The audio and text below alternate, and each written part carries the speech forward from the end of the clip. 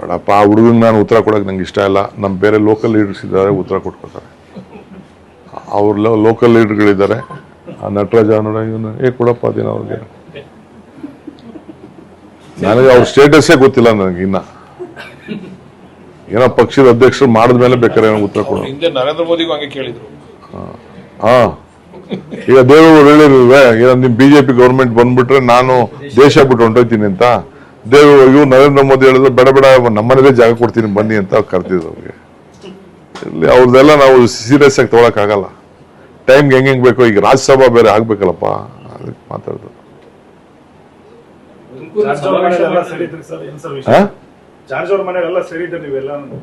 ಮುಂದೆ ರಾಜ್ಯ ರಾಜಕಾರಣ ನಮ್ಮ ಪಕ್ಷ ಅಧಿಕಾರಕ್ಕೆ ಯಾವ ರೀತಿ ತರಬೇಕು ಅಂತೆಲ್ಲ ಚರ್ಚೆ ಮಾಡ್ಬೇಕಲ್ಲಪ್ಪ.